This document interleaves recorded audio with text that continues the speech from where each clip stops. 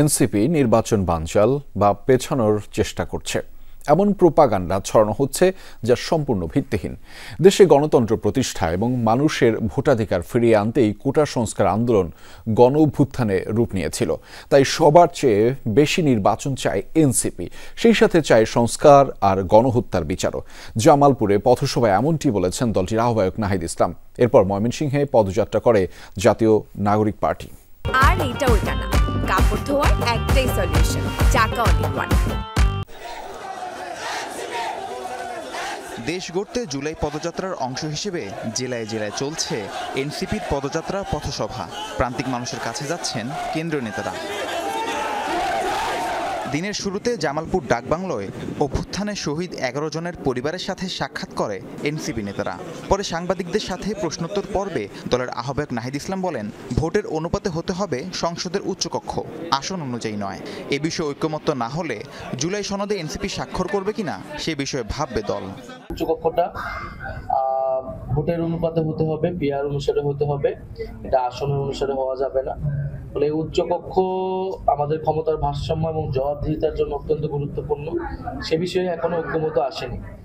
সে বিষয়ে ঐক্যমত না আসলে জুলাই সনদ স্বাক্ষরিত হবে কিনা সেটা নিয়ে আমাদের সন্দেহ আছে। আমাদের জায়গা থেকে আমরা বলেছি যে এই বিষয়ে ঐক্যমত আসার পরে আমরা জুলাই সনদের বিষয়টা বিবেচনা করব। পরে শহরের তমালতলা থেকে বের হয় পদযাত্রা। বিভিন্ন সড়ক ঘুরে ফৌজদারি এলাকায় পথসভায় অংশ নিয়ে নাহিদ ইসলাম বলেন, এনসিপি নির্বাচন বানচাল বা পেছানোর চেষ্টা করছে এমন প্রোপাগান্ডা ছড়ানো হচ্ছে যা সম্পূর্ণ ভিত্তিহীন। দেশে গণতন্ত্র প্রতিষ্ঠা এবং মানুষের ভোটাধিকার ফিরিয়ে আনতেই কোটা সংস্কার আন্দোলন গণ অভ্যুত্থানের রূপ নিয়েছিল। তাই সবার চেয়ে বেশি নির্বাচন চায় এনসিপি, সেই সাথে চায় সংস্কার আর গণহত্যার বিচারও। বিভিন্নভাবে আমাদের বিরুদ্ধে প্রোপাগান্ডা করার চেষ্টা করা হচ্ছে, আমরা নাকি নির্বাচন বানচালের চেষ্টা করছি, আমরা নাকি নির্বাচন পিছিয়ে দেওয়ার চেষ্টা করছি।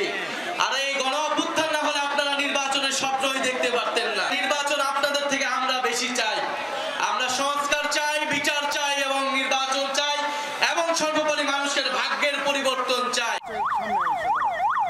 পরে গাড়ি বহন নিয়ে ময়মনসিংহে পৌঁছায় জাতীয় নাগরিক পার্টির কেন্দ্রীয় নেতারা। সেখানে শহীদ পরিবারের সাথে সাক্ষাৎ শেষে টাউন হল থেকে বের করা হয় পদযাত্রা।